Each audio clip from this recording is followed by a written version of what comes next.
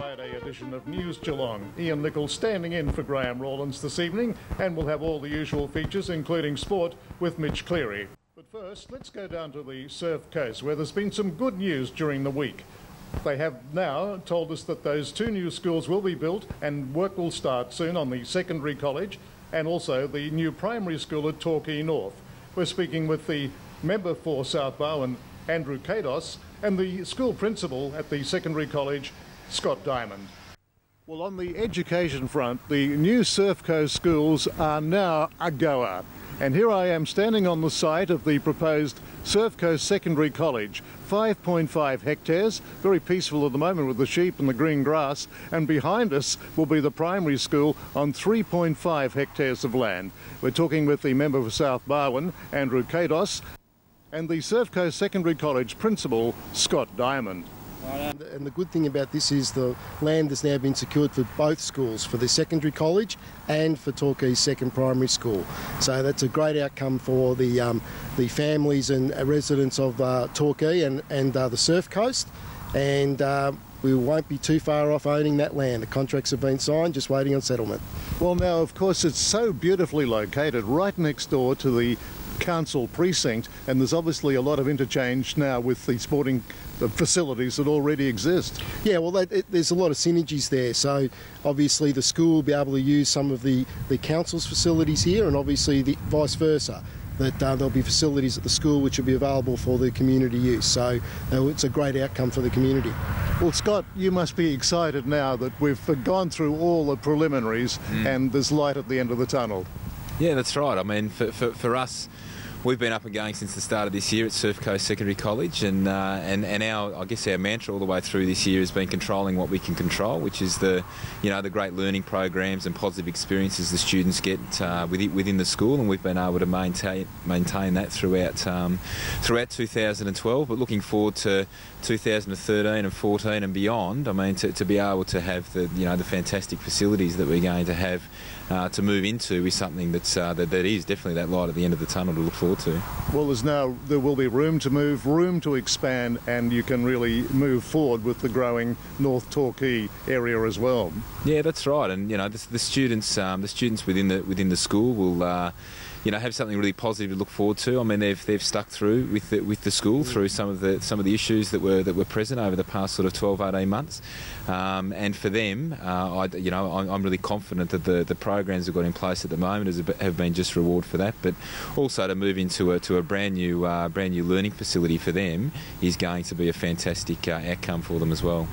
At the site of the new education hub here on the Surf Coast, this is Ian Nicholls for News Geelong. One very exciting event coming up soon is the Toast to the Coast. It's food and wine as presented by our region around Geelong. And it's a very exciting occasion coming up. We're talking with Lindsay Sharp from Lura Park, who's also on the committee, of course, of the Geelong Wine Growers Association, Brett Ince from Geelong Otway Tourism, and also, of course, the Mayor of the City of Greater Geelong, John Mitchell, who last year wore a toga for this very special event. That's right, the 11th annual Toast to the Coast Festival, which will be kicking off Melbourne Cup weekend, 3rd and 4th of November. It's huge. It's a signature event for Victoria and definitely one of the biggest events in Geelong each year.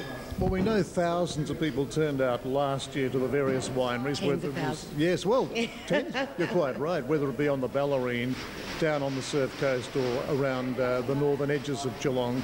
You've got so many wine growers who participate in this? Yes, this year we've got a lot more. We've got 16 host wineries and there's more than 30 participating wineries, so guest wineries at the host. So it's fantastic and we're looking forward to record attendance and a great weekend.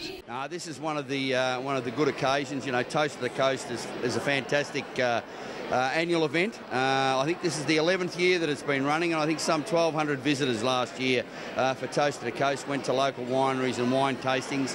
It puts on display, food and wine through the region, and those that know Geelong well know that we're very, very adept at doing that. It's a significant event for Geelong because people come from all over, and our train station gets very busy on that day with shuttle buses taking all the visitors around the various wineries of Geelong. Yeah, it certainly does, Ian, and to be quite truthful, we have got some very, very good wines, we're